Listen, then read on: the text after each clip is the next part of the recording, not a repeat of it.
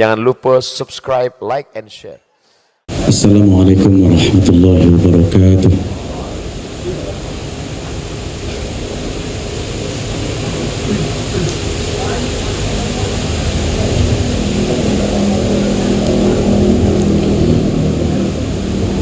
A'udzu billahi minasy syaithanir rajim.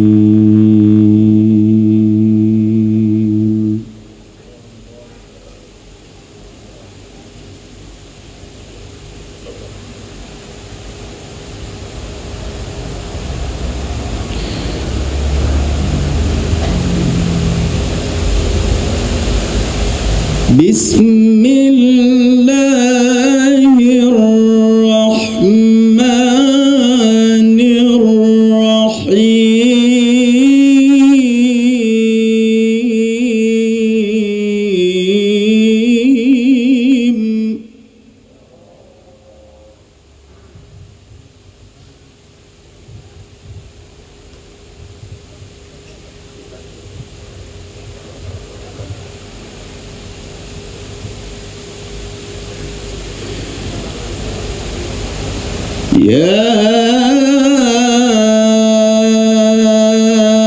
أيها الذين آمنوا قوا أنفسكم وأهليكم نارا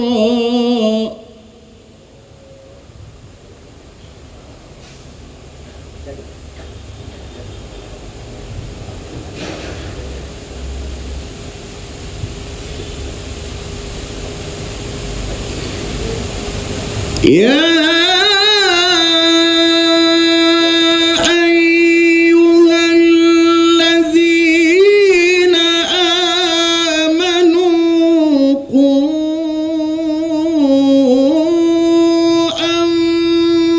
أنفسكم وأهليكم نارا وقودها الناس والحجارة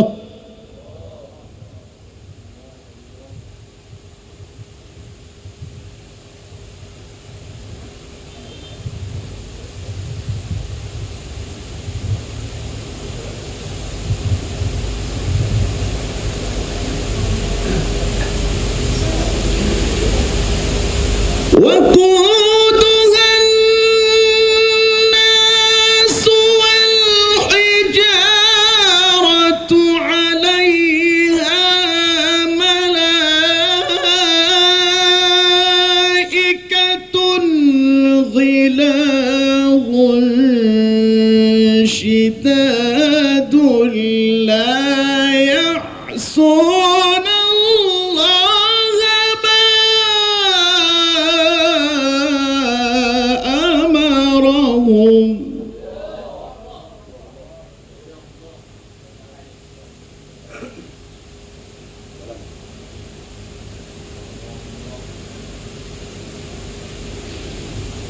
لا يعصون الله ما أمرهم ويفعلون ما يؤمرون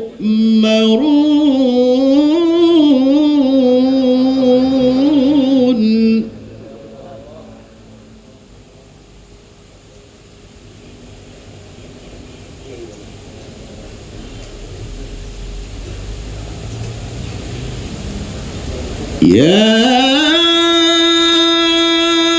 أيها الذين كفروا لا تعتذروا اليوم إنما تجزون ما كنتم تعملون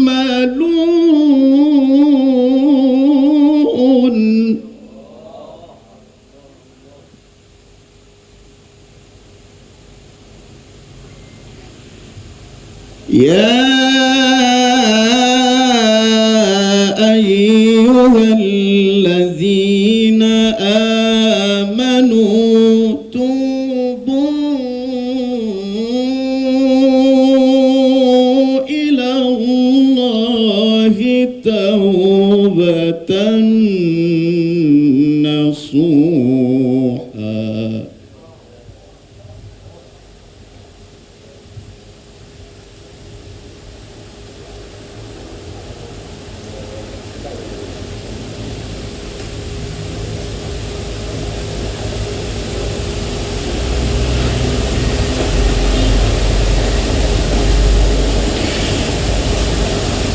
عسى ربكم أن يكفر عنكم سيئاتكم ويدخلكم جنات تجري من تحتها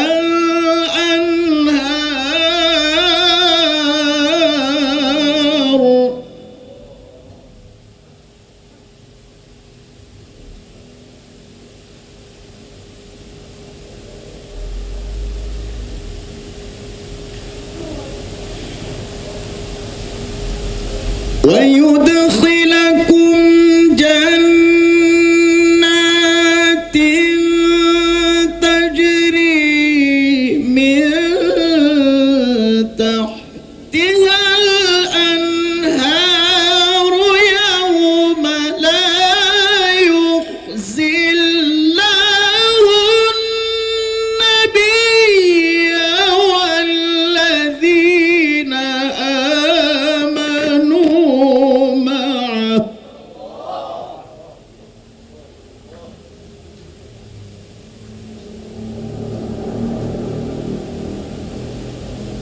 نورهم يسعى بين أيديهم وبأيمانهم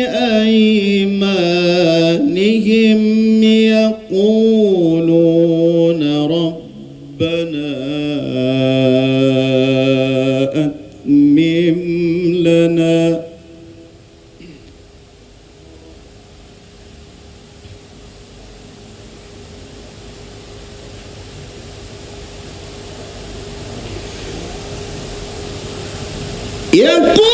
يقولون ربنا أتمم لنا نورنا واغفر لنا إنك على كل شيء قدير.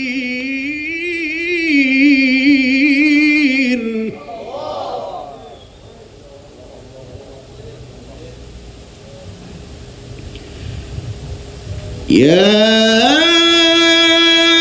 أيها النبي جاهد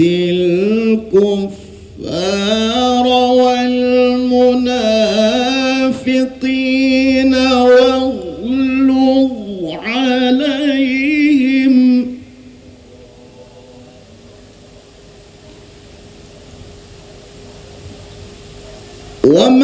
ومأواهم جهنم وبئس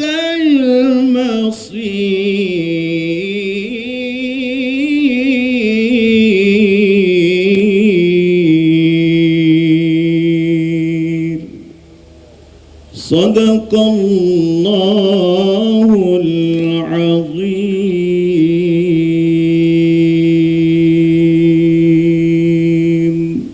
السلام عليكم ورحمة الله وبركاته.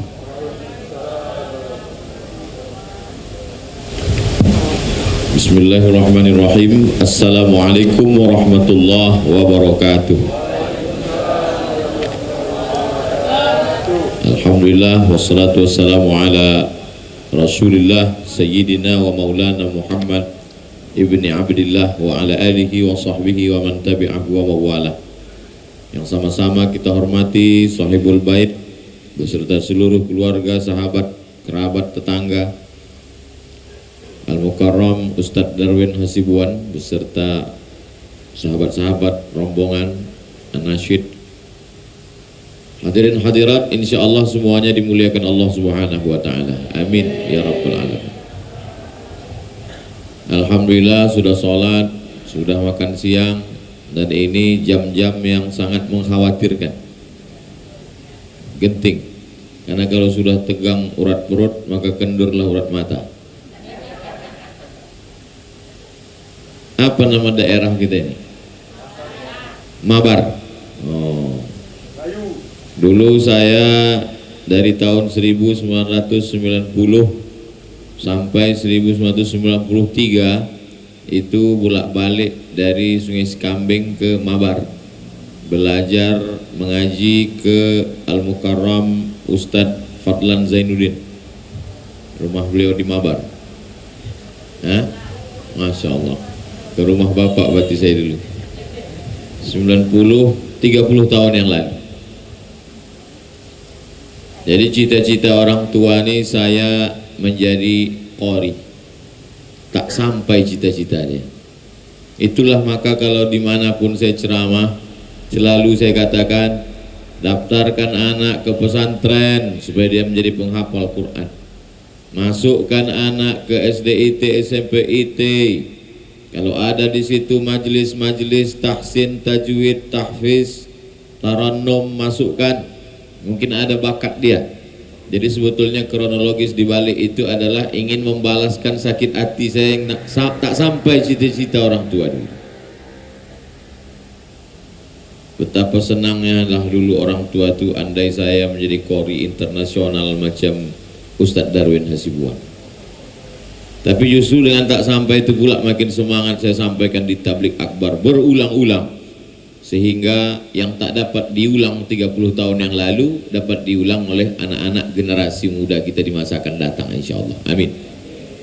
Dulu saya pagi berangkat dari Sungai Sekambing, belajar di Muallimin Al-Wasliyah, Jalan Sisingamangaraja, Simpang Marendal, Komplek Unifa, sampai zuhur. Nanti habis asar mengaji ke tepi Sungai Deli, ke rumah almarhum Syekh Azrai Abdurrauf.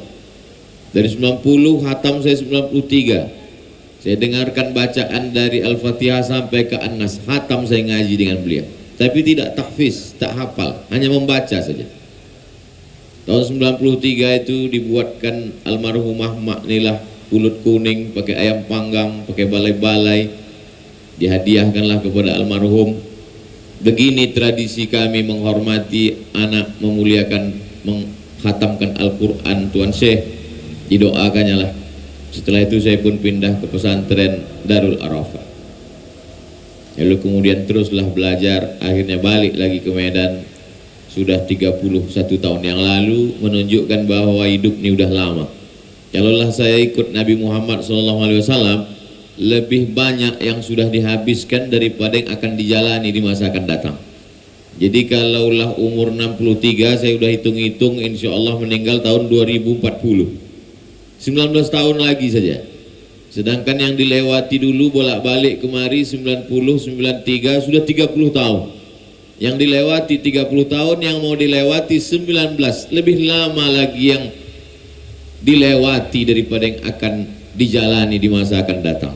Itu pun kalau ikut Nabi Muhammad SAW. Kalau ikut kawan-kawan sahabat sudah banyak mendahului. Saya tidak ingin Bapak Ibu menjadi bersedih lalu setelah pengajian ini semua bawaannya mau mati saja, bukan itu maksudnya. Tapi kita manfaatkan waktu ini seefisien mungkin. Anak-anak masukkan dia ke pesantren supaya tak terjadi macam Abdul Somad, menyesal tak menjadi penghafal Quran, menyesal tak menjadi qori, menyesal tak paham bayati, sobasi, kanahawan, jahar, karas. Maka serahkan dia ke guru mengaji. Cari majelis Ustadz Darwin Hasibuan, cari majelis Ustadz para qari-qari kita. Di mana mereka ada buka majelis, masukkan anak, daftarkan ke sana. Apalagi zaman sekarang begitu mudahnya belajar melalui YouTube, tinggal tulis saja nama-nama qari itu, Syekh Nu'aina, qari internasional dari Mesir, ketua qari dan penghafal Quran, Syekh Khalil Al-Husari, Syekh Mustafa Ismail, dan lain-lain, untuk sebagai perbandingan untuk mendengar.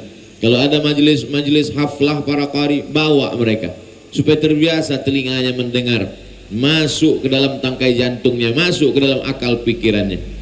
Karena kalau sudah ada masa yang terbuang, waktu tak dapat dijemput balik, maka kata pepatah Arab, lan tarji'al ayyamul lati madat, waktu yang lalu tak dapat diulang. Menetes air mata darah mau minta lagi 30 tahun yang lalu itu mau balik lagi tak bisa. Yang lain-lain bisa, tapi waktu ini memanglah Allah Ta'ala bersumpah, wal asr, demi waktu, innal insana lafi khusr, semua manusia ini rugi, karena waktu-waktu yang lalu itu tak dapat dijemput kembali. Tapi masih ada sisa-sisa waktu sebelum malaikat maut datang, masih ada lagi jasad, masih ada ruh bersemayam dalam badan, maka sisa waktu inilah yang kita isi dengan amal-amal soleh. Alhamdulillah selama berada di rumah Shahibul Bait ini semuanya bernilai amal-amal soleh, insyaallah. Bersilaturahimnya amal soleh. Man ahabba yubsatalahu fi rizqihi, siapa yang mau dilapangkan rezekinya, wa yunsa'alahu fi asarihi, mau dipanjangkan umurnya, falyasil rahimahu, hendaklah dia menyambung tali silaturahim. Bersilaturahim ini pun amal soleh. Setelah itu tadi sholat berjamaah, aslinya, afdalnya, baiknya sholat berjamaah itu di masjid.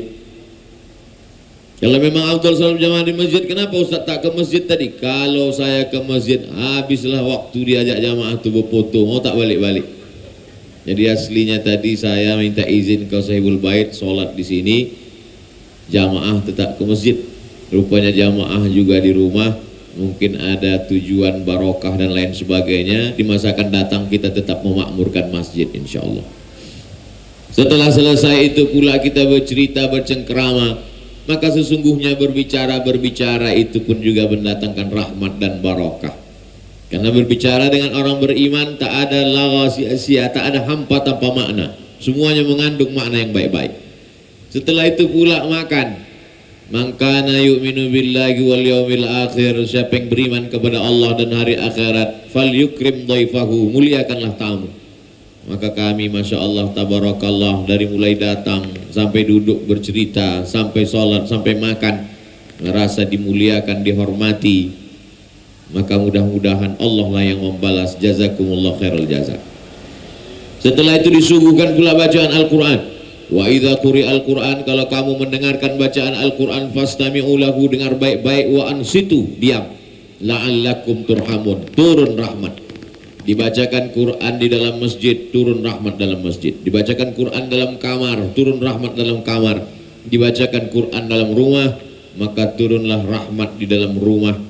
Fastami'u, dengarkan baik-baik, wa ansitu, dan diam, la'allakum turhamun, mudah-mudahan kamu mendapat rahmat. La taj'al buyutakum kubura, jangan kamu jadikan rumah kamu kuburan. Rumah yang bagaimana itu rumah kuburan? Tak pernah didengarkan bacaan Quran, tak ada solat tahajud, witir, solat sunat hajat, solat sunat duha di dalam rumah itu. Yang ke rumah itu hampa, kosong, seperti kuburan. Alhamdulillah di rumah ini ada tulisan kaligrafi, bismillah, cantik, ayat kursi, qul falak, nobinas, dibacakan semua ayat-ayat Al-Quran. Maka setiap sendi, setiap ruang, setiap tempat datang barokah dan rahmat Allah Subhanahu wa ta'ala. Lalu pula dimintakan saya menyampaikan tausiah.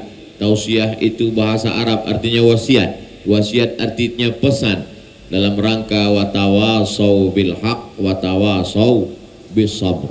Saling wasiat, mewasiatkan, saling ingat mengingatkan bahwa kita akan menghadap Allah, bahwa hidup ini singkat, maka waktu yang singkat ini betul-betul dimanfaatkan kepada Allah Subhanahu wa ta'ala.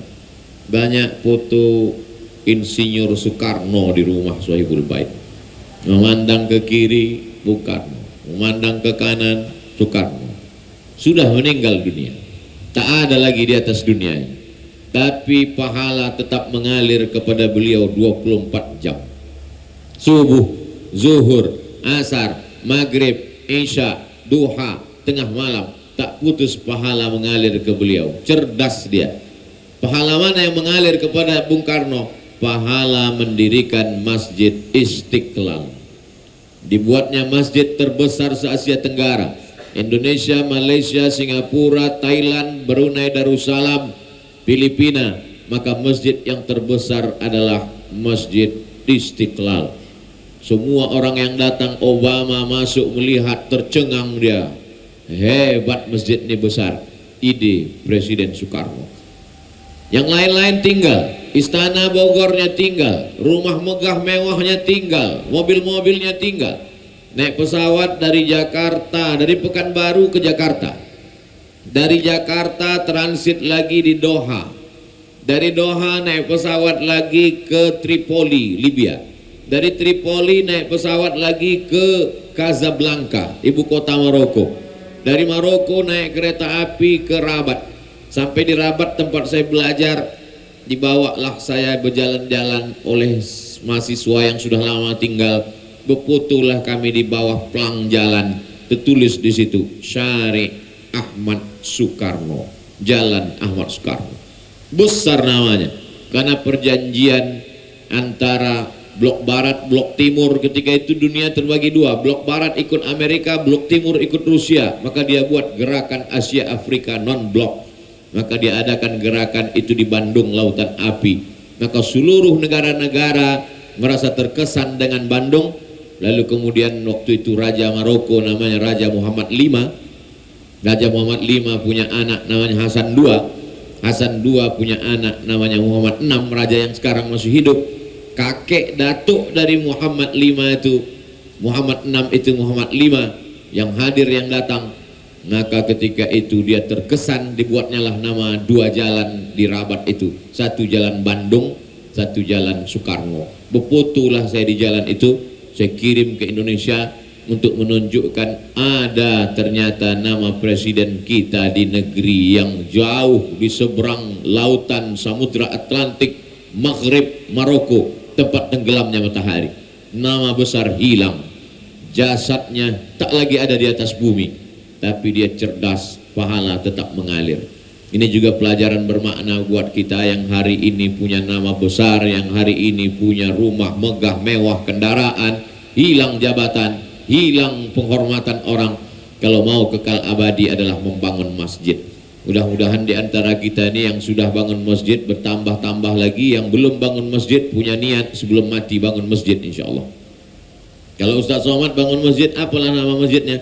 Masjid As-Somad. Tak usah jauh-jauh. Tapi beliau tak mau bawa namanya, dia buat nama Al-Istiqlal. Istiqlal artinya merdeka, bebas dari penjajahan Belanda. Maka segala amal soleh, bak kata pepatah orang Melayu, tangan mencincang, bahu memikul. Apa yang kita tanam itu pula yang kita tuai. Jadi kalau hari ini kita tanam padi, insya Allah rumput tumbuh, padi dapat dituai. Tapi kalau rumput yang kita tanam hari ini, tak akan mungkin kita akan menuai padi. Orang yang menanam rumput hari ini hanya bisa dimanfaatkan dua. Pertama, rumput untuk makan kambing. Yang kedua, rumput untuk lapangan golf. Namun untuk menuai padi mustahil, impossible, tak akan mungkin.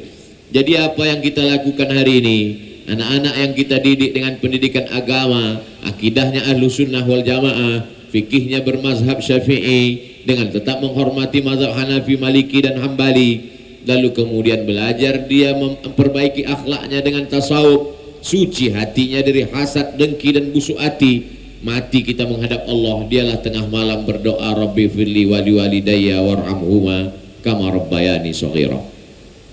Apa yang kita harapkan nanti kita bangkit menghadap Allah Subhanahu wa taala sesuai dengan apa yang kita tanam hari ini. Kalau kita sempat-sempatkan qabliyah, kita sempat-sempatkan tahiyatul masjid, kita sempat-sempatkan duha 2 rakaat, kita sempat-sempatkan tahajud witir di tengah malam, sempat-sempatkan malam Jumat baca surat Al-Kahfi, sempat-sempatkan membaca Yasin, maka insya Allah itu saja yang menolong di hadapan Allah. Sayang kepada anak boleh, tapi karena terlalu sayang kepada anak sampai lupa bersedekah, hanya karena mau membelikan handphone, gadget mahal, membelikan motor, sepeda, membangunkan rumahnya, sampai lupa mempersiapkan, ingat mati tak membawa anak. Kalaulah hanya karena sesuatu yang kita cita-citakan lantas lupa berbuat amal soleh, maka sesungguhnya cita-cita hanya tinggal sampai di pelupuk mata, di tenggorokan leher, habis itu matilah kita menghadap Allah. Saat itu yauma la yanfa'u malun, tak ada guna harta, wala banun, tak ada guna anak, illa man atallaha, kecuali orang yang datang menghadap Allah biqalbin salim, dengan hati yang selamat, dengan hati yang bersih. Hari ini saya yang membacakan ayatnya, saya yang menyampaikan hadisnya, kebetulan saya ingat. Tapi yang namanya manusia, datanglah lupa, datanglah pikun, datanglah hilang ingatan, datanglah amnesia, datanglah macam-macam penyakit. Ada saatnya Abdul Somad tak ingat, maka datanglah jamaah yang mengingatkan. Watawasau, saling mengingatkan. Makanya bunyi kalimatnya tawasau. Kalau cuma satu orang, wawassa Ibrahimu bani, Ibrahim berpesan kepada anak-anaknya, karena cuma Ibrahim yang berpesan pada anaknya. Tapi sampai masanya kita tidak berpesan pada orang lain yang berpesan kepada kita. Islam ini luar biasa. Waktu hidup diajarkannya menyambung silaturahim, kunjung mengunjungi, salam menyalami. Mamin muslimah ini, dua orang muslim yaltaqiyani, berjumpa, wa yatasafahani, berjabat tangan, illa ghufira lahuma, diampunkan Allah dosa mereka berdua, malam yatafarraqa, sebelum berpisah. Akhirnya salam, kata orang, bisa bersalaman sebelum mati. Dulu kata orang begitu, bersalam-salamanlah kita ini hendaknya sebelum mati. Ternyata sebelum mati bersalaman. Sebelum mati kita masih bisa bersalaman Pak Ustadz, betul. Tapi hari ini sebelum mati pun tak bisa bersalaman. Datang COVID, takut bersalaman. Berapa kali saya di Medan, di Deli Serdang, di Batubara, berjumpa sama orang tak bersalaman lagi. Dulu kalau jumpa sama Ustadz diulurkannya tangan, sekarang udah begini aja udah. Dulu masuk ke kantor diulurkan tangan, sekarang main siku aja udah. Tapi saya tak tersinggung, karena dia takut mungkin saya dari Pekanbaru Riau, takut dia saya datang membawa COVID. Khawatir suuzon, sekarang wajib hukumnya. Makanya kita melakukan 3M, menjaga jarak, memakai masker, mencuci tangan. Dulu asal udah cuci tangan makan, sekarang cuci tangan bolak-balik, tak makan-makan. Macam-macam sudah dunia ini. Sesungguhnya dengan COVID ini Allah ingin mengingatkan pada kita bahwa ternyata musuh itu tidak lagi dalam bentuk tank, musuh tidak dalam bentuk meriam, musuh tidak dalam bentuk pistol dan senapan, tapi dia tak nampak oleh mata. Allah berfirman dalam Al-Quran, innallaha la yastahyi ayyadriba mathalan ma ba'udatan. Allah tak malu untuk menciptakan makhluk sebesar nyamuk, wa ma fawqaha, fama fawqaha, atau yang lebih kecil daripada nyamuk. Waktu itu makhluk yang paling kecil yang bisa ditengok oleh mata, nyamuk. Ternyata dengan hebatnya teknologi hari ini bisa dilihat oleh mikroskop, lebih kecil daripada nyamuk. Itulah dia COVID. Ini yang datang nih baru COVID-19, belum lagi COVID-20, COVID-21. Yang 19 ini aja pun datang udah puntang panting kita. Perekonomian jatuh, hebat serangannya luar biasa. Menunjukkan bahwa negara adidaya tak berdaya, negara yang katanya adikuasa tak berkuasa. Amerika tumbang, Donald Trump pun kena COVID juga, tak takut COVID itu sama Trump. Bayangkan itu. Mana manusia yang hebat-hebat itu? Tak ada berdaya. Dari sejak mulai Januari tahun lalu, sudah Januari tahun ini, maka genaplah sudah setahun COVID ini melemahkan manusia. Yang tak beriman, stres, depresi, ketakutan, cemas saja. Sampai semua dicuci, sampai bakwan pun dicuci pakai hand sanitizer. Ketakutan yang luar biasa. Orang terlalu ketakutan, muncul depresi, lemah. Akhirnya lemah imunnya. Kalau sudah lemah imun itu tentara di dalam badan kita. Maka di dalam badan kita ini ada pertahanan yang namanya imun. Maka apapun penyakit yang datang, dia tentara ini yang membunuh penyakit itu. Maka sebenarnya COVID itu datang sebagai virus. Tidak ada yang bisa membunuh virus kecuali imun. Imun itulah yang dikuatkan dengan ibadah. Imun itulah yang dikuatkan dengan ikhtiar dan usaha. Imun itulah yang dikuatkan dengan solawat dan zikir. Faqultu astaghfiru rabbakum innahu kana ghaffara. Banyak-banyaklah kamu beristighfar, maka Allah mengampunkan dosa-dosa kamu. Wa yumditkum bi amwalin, diberikannya kamu anak-anak, harta, wa banin, anak-anak. Lalu kemudian diberikannya kamu tempat yang layak.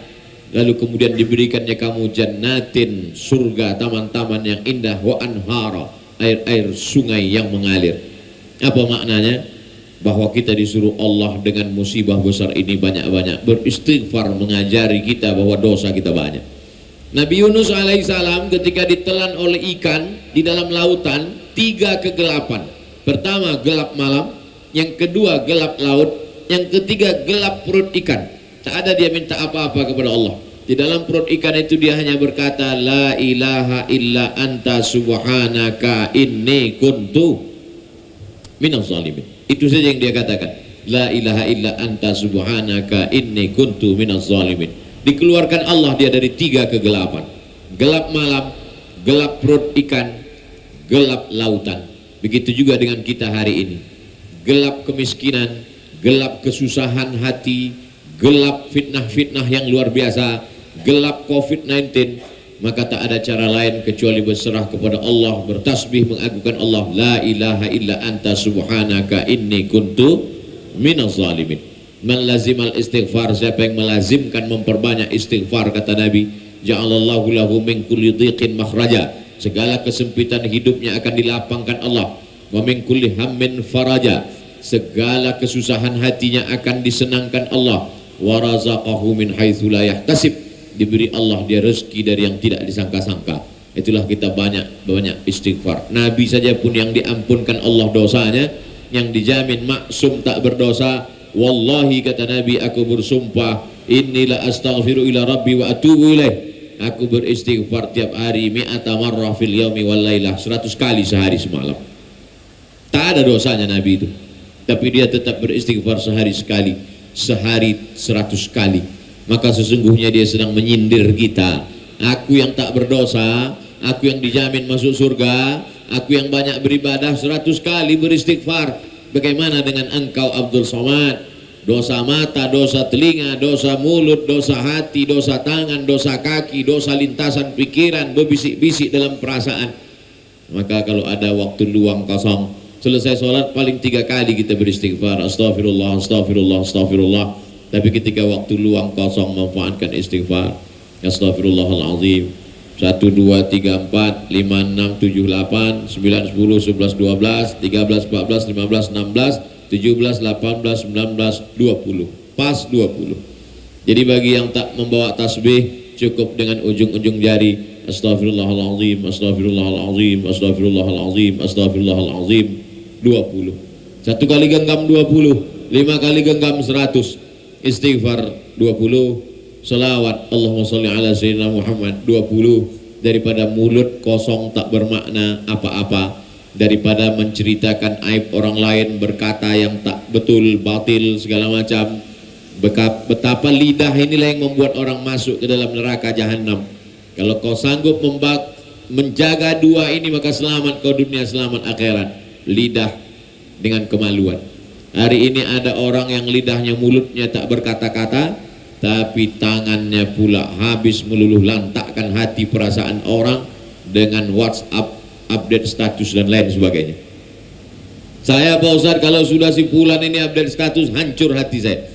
Apa kata dia di situ? Dia memang tak ada berkata apa-apa Pak Ustadz. Yang dipostingnya mobil barunya, remuk perasaan saya. Yang dipostingnya kebahagiaan dia. Memposting kebahagiaan tak jadi masalah. Tapi ketika itu menghancurkan perasaan orang lain, maka sesungguhnya kita tidak satu perasaan. Sedangkan dalam Islam diajarkan la yu'minu ahadukum, kau tak beriman hatta yuhibba li akhih, sampai kau sayang kepada saudaramu ma yuhibbu li nafsih, seperti sayang pada diri sendiri. Bertamu ke rumah sahibul bait ini tidak seperti ke rumah orang lain. Di luar kita berada di tahun 2021, abad 21. Tapi begitu masuk ke dalam, seolah-olah kita balik di zaman perjuangan melawan Belanda. Dari mulai dindingnya, lantainya, lampunya, sampai ke atas nampak pula kucing. Rupanya bukan kucing itu hidup. Dari mulai lemari, senapannya, semuanya. Jadi ada cita rasa yang luar biasa. Jadi perlu juga lah nanti di antara Bapak Ibu membuat satu museum tempat. Kalau rumah ini membuat kita mengingat kembali masa perjuangan Indonesia zaman kakek nenek kita dulu, dari abad 21 bisa kita masuk ke tahun 1945, maka perlu jugalah dibuatkan museum di Medan, bagaimana orang dari hidup tiba-tiba masuk ke alam barzah, supaya ingat betul dia mati itu. Buktinya bisa seperti disulap kita seolah-olah zaman dulu kala. Tolong nanti buatkan video pendek, tak usah buat berwarna hitam putih, seolah-olah Abdul Somad ceramah tahun 1941 sebelum Belanda keluar dari Indonesia. Salahnya mikrofonnya pula mikrofon baru. Artinya apa? Memori kita bisa mengenang sesuatu yang lama dengan melihat sesuatu, melihat dinding, melihat kunci pintu tahun berapa lah pintu begini, melihat atap, melihat kipas, semua. Kenangan kita bisa balik ke yang lama, pikiran kita bisa mengenang ke yang lama, tapi hidup kita tetap ada di zaman ini. Sesungguhnya ketika kita sedang membaca Al-Quran, kita sedang diajak mundur lagi mengenang masa awal-awal manusia. Ketika kita buka surat Al-Baqarah, Rabbana zalamna anfusana wa illam taghfir lana wa tarhamna lanakunanna minal khasirin. Saat itu kita sedang mundur ke awal zaman manusia pertama kali. Makanya di awal-awal setelah Al-Fatihah pembukaan masuk ke Al-Baqarah, di situ sejarah awal manusia. Apa kata Allah Ta'ala dalam surat Al-Baqarah? Inni ja'ilun fil ardi khalifah. Aku mau menciptakan khalifah, pemimpin di atas muka bumi. Apa kata malaikat waktu itu? Ataj'alu fiha man yufsidu fiha wa yasfikud dima. Untuk apalah kau ciptakan makhluk yang baru ya Allah? Mereka itu nanti hanya akan membuat kerusakan. Wa yasfikud dima, mereka hanya akan menumpahkan darah. Mereka akan saling menombak, saling memanah. Mereka akan saling menggunakan pedang untuk memancung kepala, bertumpahan darah mereka ya Allah. Lalu apa jawab Allah Subhanahu wa taala? Inni a'lamu ma la ta'lamun. Aku tahu, kamu tak tahu. Rahasia. Malaikat bertanya, untuk apalah kau ciptakan mereka kalaupun nanti mereka ada hanya akan membuat kerusakan? Betul. Gunung-gunung rusak, hancurlah.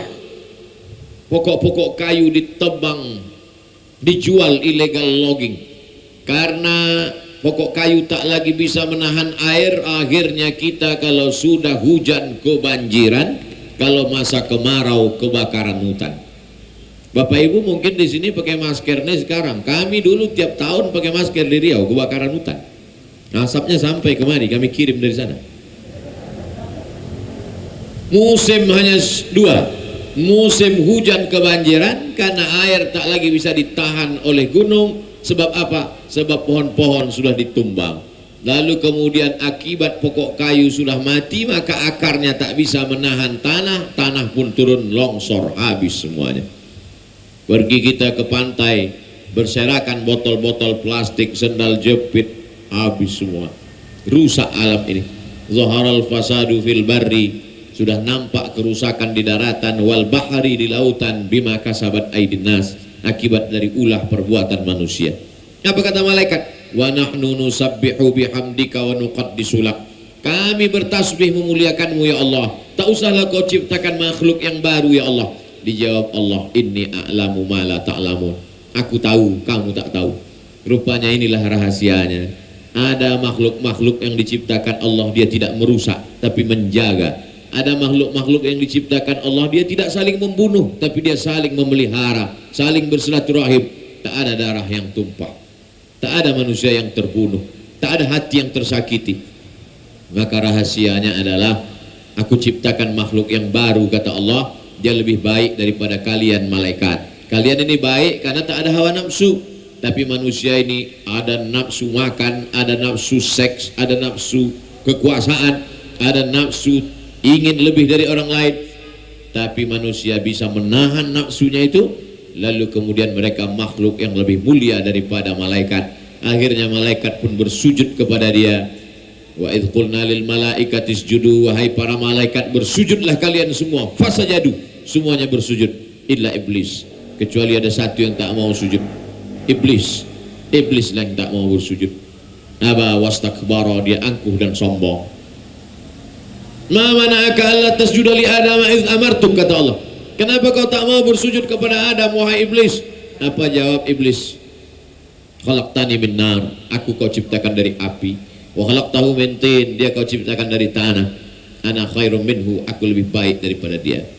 Jadi kalau ada manusia ini yang merasa diri lebih baik, merasa diri lebih hebat, maka sesungguhnya adalah sifat-sifat iblis dalam dirinya. Jangan-jangan yang merasa lebih mulia ini Abdul Somad karena tempat duduknya lebih tinggi, karena suaranya lebih kuat. Oleh sebab itu maka selalu saya meminta jamaah, doakan kami Pak Ustadz. Ya, doakan juga saya supaya istiqomah, doakan supaya tetap tawadhu, doakan supaya tetap perjuangan ini untuk agama Allah, doakan supaya tidak dikalahkan oleh hawa nafsu. Nafsu kita tidak lagi melawan makan karena kita sanggup puasa sunat. Nafsu kita tidak lagi menahan lidah karena kita sudah banyak berzikir. Tapi ada nafsu-nafsu yang lain. Nafsu tak ingin lebih orang lain daripada kita. Nafsu angkuh dan sombong, merasa lebih hebat, lebih mulia, lebih tinggi, lebih tua, lebih senior, lebih populer, lebih. Itu hanya ada dalam diri manusia. Dan ketika dia mampu ditahan, Allah janjikan, amma man khafa maqama rabbih wa nahan nafsa 'anil hawa fa innal jannata hiyal ma'wa. Kalau ada rasa takutmu dalam hati, dengan rasa takut itu kau lawan hawa nafsumu, maka surgalah balasanmu. Mudah-mudahan kita termasuk orang-orang yang mampu menahan hawa nafsu itu, insyaallah. Saya mulai tadi 1:30, sekarang pas jam 2, 30 menit. Dia kalau tabligh akbar 1 jam, kalau ceramah di rumah 30 menit. Bapak Ibu yang dimuliakan Allah Subhanahu wa taala, pertemuan kita ini pertemuan yang mengandung makna barakah. Pertemuan kita ini pertemuan dengan qari, penghafal Quran, majelis ilmu, sahibul bait, orang-orang baik. Maka bersama kita di dunia ini, bersama pula lah kita nanti di surga Jannatul Firdaus, insyaallah. Amin ya rabbal alamin. Itu yang dapat saya sampaikan. Ada yang ingin ditanyakan, silakan di mikrofon, akan saya jawab sesuai kemampuan. Kalau tak bisa saya jawab, nanti saya bawa ke Pekanbaru, saya jawab di Pekanbaru, saya upload di channel Ustadz Abdul Somad Official. Subscribe, like, and share. Terima kasih. Assalamualaikum warahmatullahi wabarakatuh. Jangan lupa subscribe, like, and share.